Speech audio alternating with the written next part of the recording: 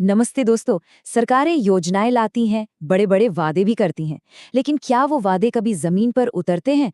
आज हम इसी शोर से दूर सिर्फ तथ्यों और लॉजिक के आधार पर एक ऐसी ही योजना की परतें खोलने वाले हैं। चलिए इस मामले की तह तक चलते हैं। स्क्रीन पर इस आंकड़े को देखिए, 10,000 करोड़ रुपए। साल 2015 से 2022 के बीच प्रधानमंत्री कौशल विकास योजना यानी PMKVY पर इतनी बड़ी रकम खर्च की गई। ये पैसा देश के लाखों युवाओं को वो हुनर सिखाने के लिए था जिससे वो एक बेहतर भविष्य का सपना देख सकें। लेकिन सबसे बड़ा सवाल तो यही है कि आखिर ये पैसा गया कहाँ?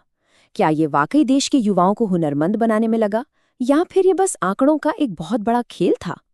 हाल ही में आई CAG की एक रिपोर्ट कुछ और ही कहानी बताती है, और जो तथ्य सामने आए हैं वो सच में चौंकाने वाले हैं। देखिए, किसी भी जांच को समझने के लिए पहले उसके मकसद को समझना बहुत जरूरी होता है।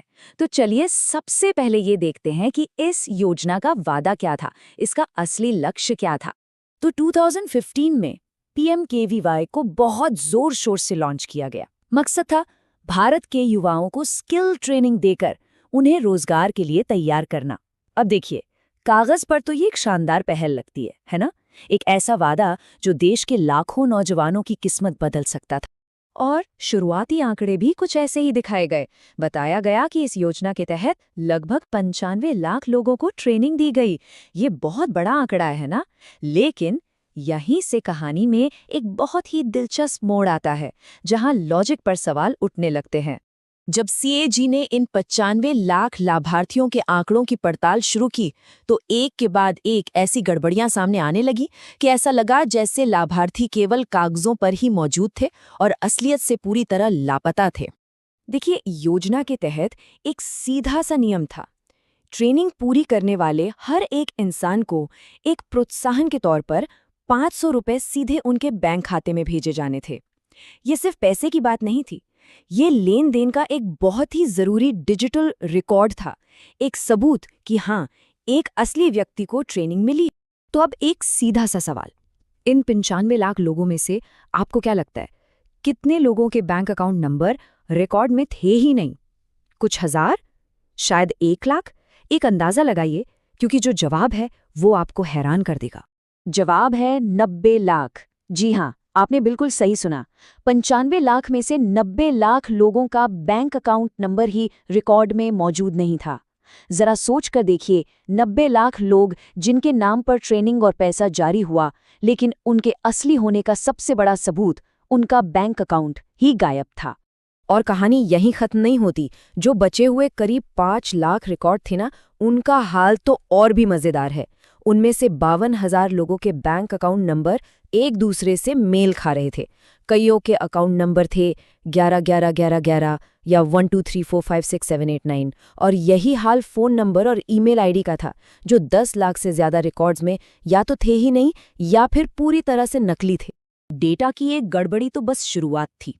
जब जांच सबूतों तक पहुंची तो मामला और भी साफ हो गया कि कैसे एक ही तस्वीर से कई कई कहानियां बनाई गईं। आइए देखते हैं। देखिए, ट्रेनिंग का सबूत देने के लिए बैच की फोटो अपलोड करनी होती थी। अब NMP नाम की एक कंपनी ने बिहार में ट्रेनिंग के लिए ये फोटो जमा की, और फिर ठीक वही फोटो उत्तर प्रदेश के एक अलग बैच के लिए भी जमा कर दी। मतलब एक ही बैच, एक ही तस्वीर, पर 2 अलग-अलग राज्य। क्या बात है! और ये कोई अकेला मामला नहीं था। एक ही फोटो को अलग-अलग एंगल से खींचकर महाराष्ट्र और राजस्थान में भी इस्तेमाल किया गया। इससे भी आगे बढ़कर एक ही सिग्नेचर वाला टेस्टिमोनियल अलग-अलग चेहरों के साथ लगा दिया गया। और ये देखिए, ट्रेनिंग तो मीडिया की हो रही है, लेकिन लोगों ने डॉक्टर वाले कोट पहने हुए हैं। मतलब धोखाधड़ी करने में भी कोई खास मेहनत नहीं की गई। अब हम इस जांच के शायद सबसे बेतुके हिस्से पर आते हैं। जब गड़बड़ियां इतनी ज्यादा हों तो सवाल उठता है कि भाई इनकी निगरानी कौन कर रहा था? तो चलिए मिलवाते हैं आपको एक सुपर ह्यूमन इंस्पेक्टर से। नियमों के मुताबिक हर ट्रेनिंग सेंटर का एक इंस्पेक्टर द्वारा फिजिकल वेरिफिकेशन होना जरूरी था। इसका मतलब है कि इंस्पेक्टर को खुद उस जगह पर जाकर ये देखना था कि सेंटर असली है भी या नहीं, और ट्रेनिंग ठीक से हो रही है या नहीं। अब जरा आशीष सनवाल नाम के एक इंस्पेक्टर का एक दिन का काम देखिए। रिकॉर्ड्स ये कहते हैं कि उन्होंने एक ही दिन में आंध्र प्रदेश, गुजरात, झारखंड, कर्नाटक और महाराष्ट्र समेत कई राज्यों के सेंटर्स का फिजिकल इंस्पेक्शन कर लिया। ये तो किसी सुपर हीरो के लिए भी मुमकिन नहीं है। ये साफ दिखाता है कि निरीक्षण सिर्फ और सिर्फ कागजों पर हो रहा था। तो इन सब सबूतों को देखने के बाद एक सवाल उठता है कि इस 10,000 करोड़ की योजना से देश के नौजवानों को असली सीख क्या मिली? क्या उन्हें कोई हुनर मिला या उनके सपनों के साथ सिर्फ एक मजाक हुआ?